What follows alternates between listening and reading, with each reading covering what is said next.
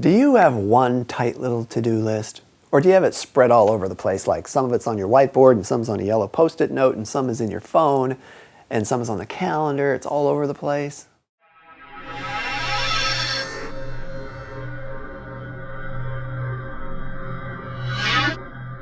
Well, mine has been all over the place.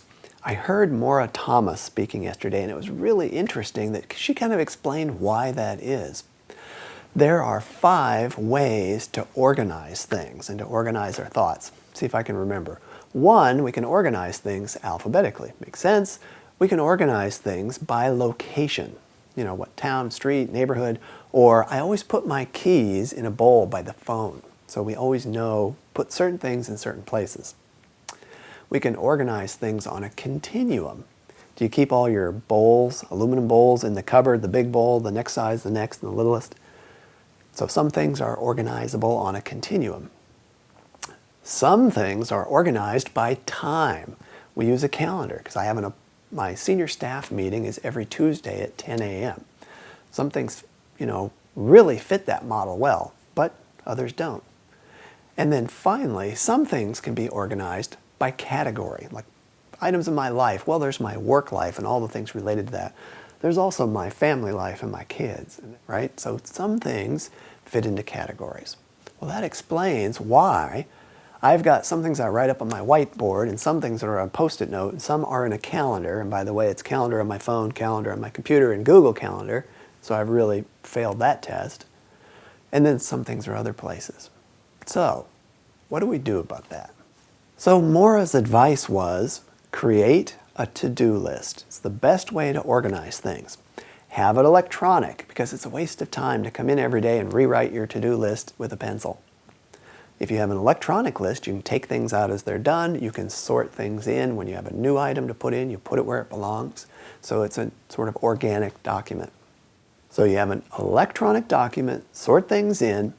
If things are related to time, like a meeting that I have, something you have scheduled, you also make a calendar entry. So you have it in your to-do list. Everything is in this list, but you also put it on the calendar because calendars are great at helping you with time-based things, right? All right, so let's look at the list. As an organizational specialist, she said there are actually 7 categories that you can use. 3 common, 4 not so common.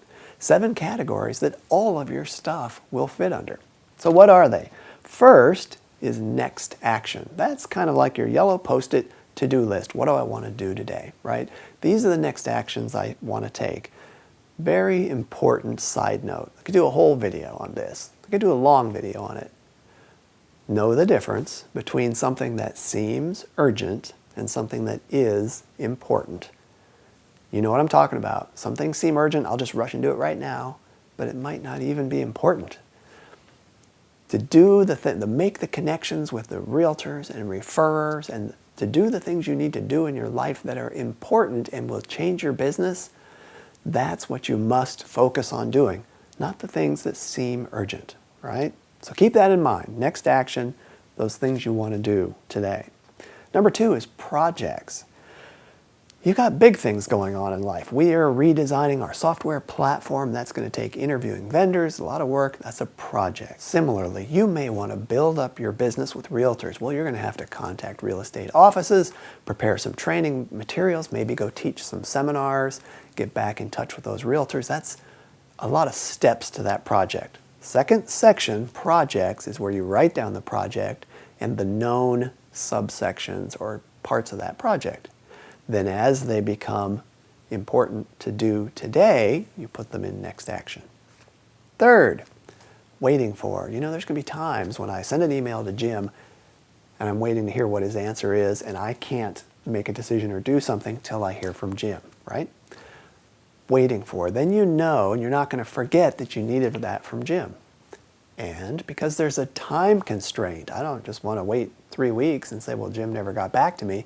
If I don't hear by tomorrow night, I want to contact him. So I put a calendar item tomorrow at 5 or whatever, saying, if you didn't hear from Jim, call him. So now I can relax. See, the whole point of this thing is to know you've got things filed. You're not going to forget stuff. You can relax a little. and focus on what's important, not urgent. So that's waiting for. The other 4 are less common, but they're good to have down there. Talk to. I talked to John McCulley today. I could have had John down as somebody that's not urgent, it's not a next action, I need to call him right now, but I want to talk to him about something. So, talk to. Future. Maybe there's a project I want to do later, something I remember, but now is not the time. Like right after Thanksgiving is the time to do it. Put it under future. Next category is someday maybe. These are ideas. It's a project I might do, an idea I had for sales. Maybe we should go into wholesale lending on the forward side. I can put that down under someday maybe. And remember, the list is fluid. You're going to review it every day. So I may look at it 3 weeks from now and say, we're never going to do wholesale, and just erase it and take it out. But that's the category someday maybe. And finally, location. There are some things that are tied to a location. I wish that I had a vacation home in Big Sky, Montana. If I did, and it had a leaky faucet, I probably couldn't get it fixed until I was in Big Sky. So, right, I could put that down. Big Sky, call the plumber. Some things are tied to a location. But those are the categories. Next action, projects, waiting for, the most important, then talk to, future, someday maybe, and location. You can use those categories to organize everything. And then you've got it electronically. You don't rewrite it every day, you just update it. And you can relax because you know I've got things written down. It's in one place, doesn't need to be on my whiteboard, doesn't need to be other places. And if it's electronic in the right way, you can see it from your phone, you can see it from your iPad, and you can see it on your notebook. So it's always available. It's an interesting challenge. I'm going to try it. Let me know if you have any feedback about what works for you, and if there's anything we can do to help you be organized, let me know. Speak to you soon.